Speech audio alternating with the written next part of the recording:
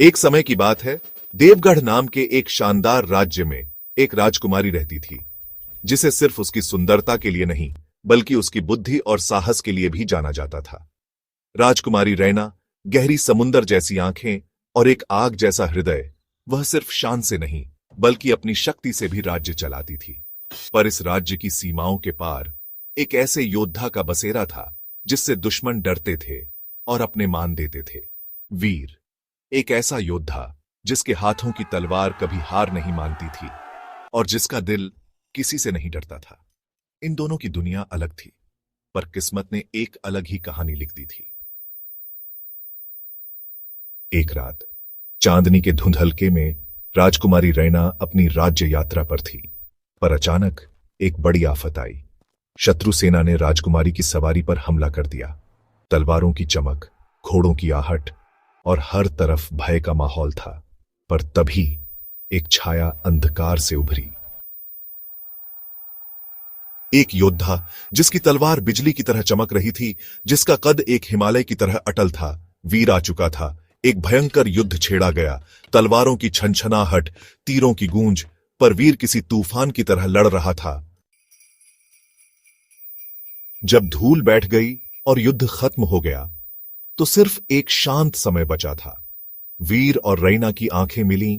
पहली बार एक राजकुमारी और एक योद्धा, और एक नई कहानी की शुरुआत हो चुकी थी। समय बीता, दिन रात में बदले और रैना वीर के साहस और ईमानदारी की तरफ और अधिक आकर्षित होने लगी। वह अलग था, कम बोलता था, पर उसकी आंखें हजार बातें कहती थीं। एक राजकुमारी होकर भी उसके साथ रैना अपने आप को बिल्कुल आजाद महसूस करती थी। लेकिन दुनिया देख रही थी, और एक राजकुमारी और एक योद्धा का प्रेम इतना आसान नहीं था। हर छुपी हुई मुस्कुराहट, हर चुपचाप देखी गई नजर एक अनजाने रास्ते की तरफ बढ़ रही थी। क्या ये दोनों किस्मत से लड़ेंगे या इस प्यार को अपना लेंगे? इको ऑन अपना लेंगे। पर प्रेम कभी बिना परीक्षा के नहीं होता। राजमहल में इस प्रेम कहानी की फैजा फैल चुकी थी। एक योद्धा एक राजकुमारी का पति कैसे बन सकता है? राजगुरु बोले, यह संभव नहीं है। मंत्री चिल्लाए, राजकुमारी का विवाह एक योद्धा से नहीं हो सकता। पर रैना का हृदय सिर्फ एक ही नाम पुकार रहा था, वीर। एक योद्धा जो सिर्फ तलवार चलाना नहीं जानता था बल्कि प्रेम निभाना भी जानता था। रैना ने फैसला ले लिया था। राज्य के नियमों को तोड़ने का साहस था उसमें। राज्यसभा में सबके सामने उसने कहा, मुझे राजगद्दी नहीं चाहिए, मुझे वीर चाहिए। एक सन्नाटा छा गया।